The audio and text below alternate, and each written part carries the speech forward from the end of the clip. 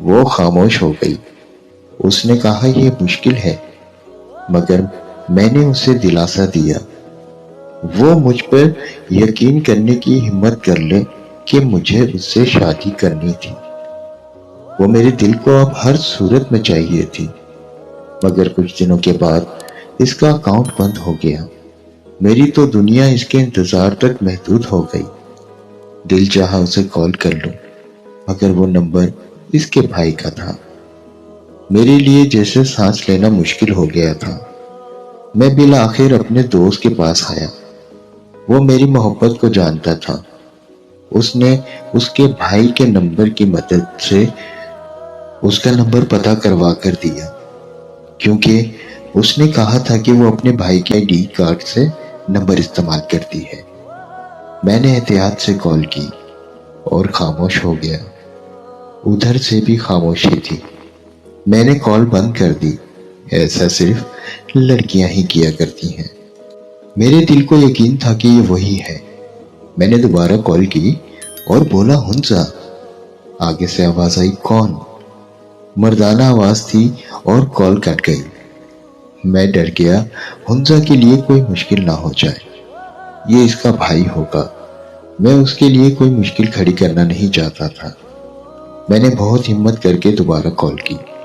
مردانہ آواز آئی کوئی ہنزا نہیں ہے۔ غصے سے فون کٹ ہو گیا۔ کچھ ہی عرصے میں مجھ میں بہت تبدیلی آ گئی۔ چپ رہتا دوست یار سبھی محسوس کرتے، مذاق اڑاتے، حوصلہ دیتے کہ کوئی نہیں یار، بہت آ جائیں گی۔ مگر جو جذبات ایک انسان پر لگا دیے جائیں وہ ہماری زندگی کا سرمایہ ہوتے ہیں، اور مجھے تو خسارہ ہو گیا تھا۔ کچھ عرصے بعد ایک نمبر سے میسج آیا، میں ہنزا، میری شادی ہونے والی ہے، مجھے معاف کر دینا۔ مجھے سمجھ نہیں آیا اس کے میسج آنے کی خوشی مناؤں یا اس کی دور جانے کا غم۔ کچھ عرصے بعد میں بھی ٹھیک ہونے لگا۔ جو ہوا اسے قبول کر لیا۔ میری امی میری شادی کا سوچنے لگی اور میرے لیے ایک لڑکی تجویز کی۔ نور اپنے نام کے جیسی تھی۔ میں نے اسے قبول کر لیا۔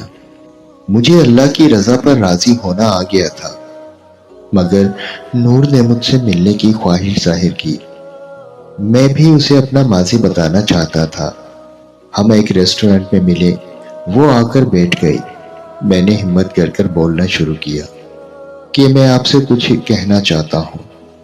اس نے اپنے پرس سے کچھ پیسے نکال کر میرے سامنے میز پر رکھ دیے۔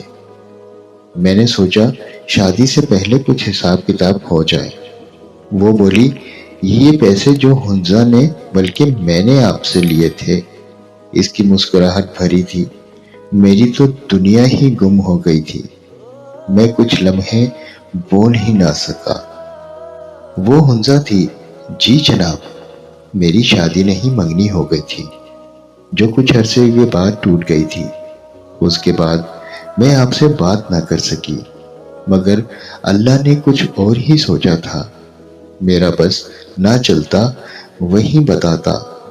کچھ دنوں بعد ہماری شادی ہو گئی۔ واقعی محبوب ہمیشہ محبوب نہیں رہتا، وہ انتل حیات شریک سفر بن جاتا ہے۔